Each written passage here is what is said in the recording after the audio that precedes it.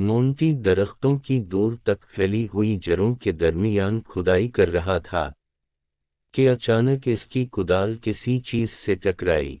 कुछ देर बाद एक छोटा सा काले रंग का संदूक नमूदार हुआ।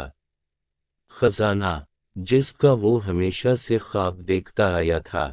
मोंटी को चेचक का मरज था।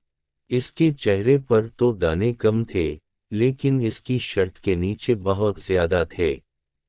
दानों में बहुत ज्यादा खारिश हो रही थी।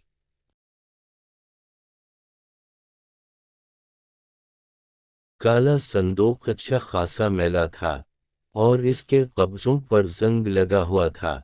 संदूक के अंदर 4 बहुत खूबसूरत और बड़े बड़े सिंगमुरमर के टुकड़े थे, जिनमें मुख्तलिफ रंगों की लकीरें थीं।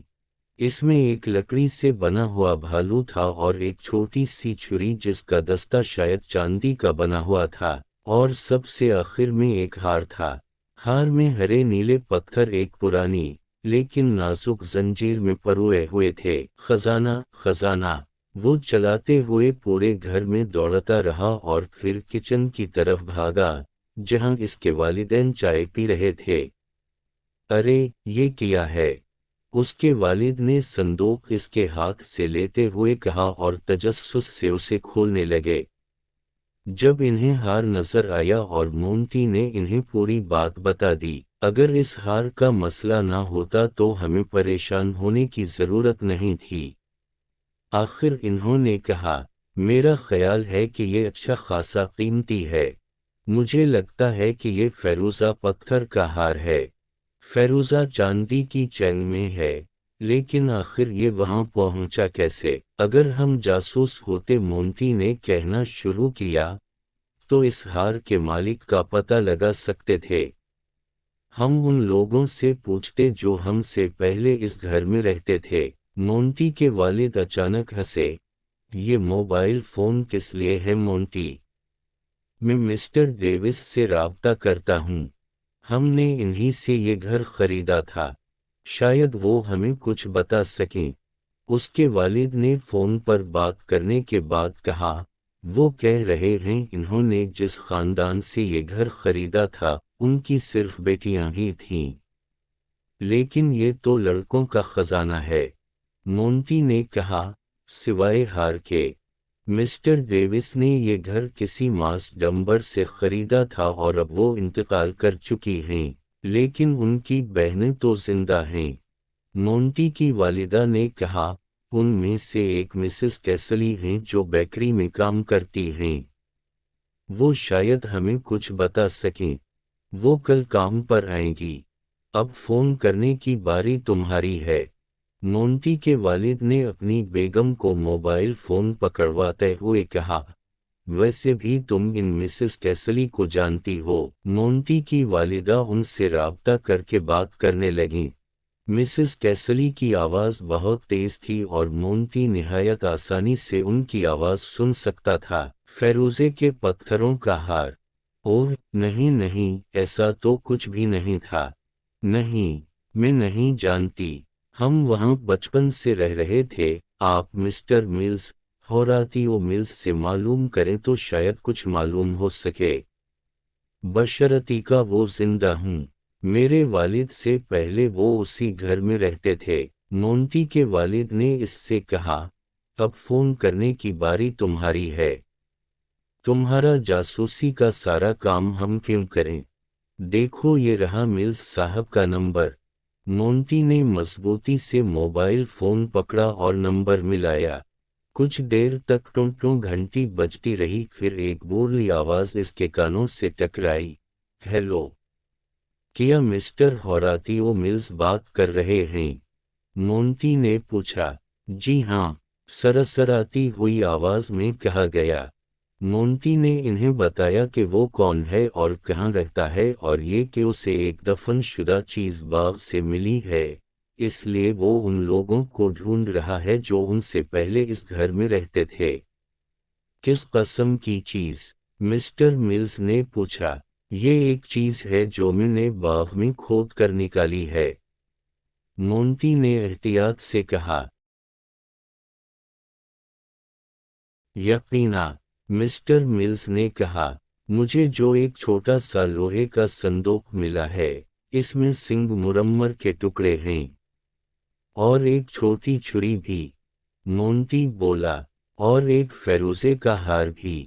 مسٹر ملز نے تیزی سے کہا، میں ابھی وہاں پہنچ رہا ہوں۔ میرا خیال کہ آپ کو یہاں نہیں آنا چاہیے۔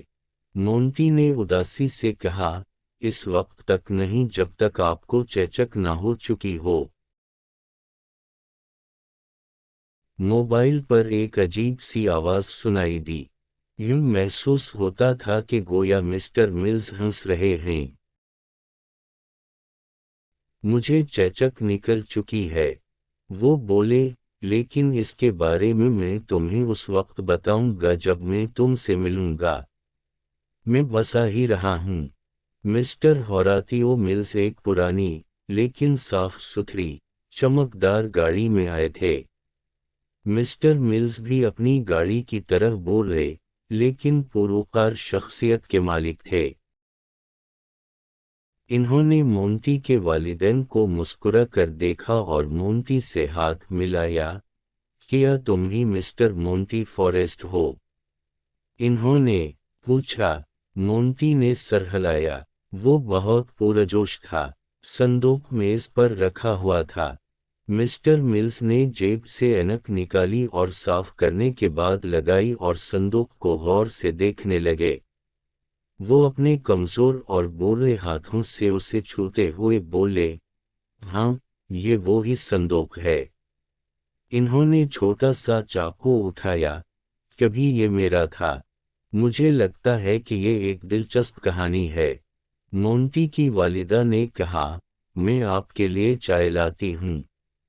پھر آپ آرام سے بیٹھ کر ہمیں مونٹی کے اس خزانے کے بارے میں بتائیے گا۔ مسٹر ملز کرسی پر بیٹھ گئے۔ جب چائے کا کپ ان کے سامنے رکھ دیا تو انہوں نے اپنی کہانی سنانا شروع کی۔ یہ گھر میرے والد نے تعمیر کروایا تھا۔ اس وقت ارد گرد کوئی اور گھر نہ تھا، بس ایک ہمارا گھر تھا جو جنگل اور کھیتوں کے درمیان بنا ہوا تھا۔ جہاں اب گیراج ہے، وہاں اس وقت ایک بڑا درخت ہوا کرتا تھا اور ایک بڑا سا باغ جو دور تک پھیلا ہوا تھا۔ میں اور میرے بھائی اس درخت پر خوب کھیلا کرتے تھے۔ ہمارا پسندیدہ کھیل تھا قزاق بننا۔ ہم اس درخت کی شاخوں پر بندروں کی طرح اچھلتے رہتے تھے۔ ہم 3 بھائی تھے، تھامس، ریگنالڈ اور میں۔ ایک دن سب سے بڑے بھائی تھامس نے کہا کہ وہ ایک خزانہ دفنائے گا اور ہم دونوں چھوٹے بھائیوں کو اسے تلاش کرنا ہوگا۔ ہم تینوں نے اس خزانے میں ایک ایک چیز رکھی، لیکن ہمارا خزانہ پھر بھی خالی خالی لگ رہا تھا۔ تب تھامس نے ایک بہت بے وقوفانہ حرکت کی۔ وہ چپکے سے امی کے کمرے میں گیا اور ان کا ایک ہار اٹھا کر لے آیا۔ وہ واقعی اصلی خزانہ لگ رہا تھا۔ پھر تھامس جا کر یہ صندوق چھپا آیا، لیکن جیسا کہ تم دیکھ سکتے ہو ہم اس خزانے کو تلاش نہیں کر پائے۔ لیکن تھامس کو تو یاد ہوگا کہ اس نے خزانہ کہاں چھپایا ہے۔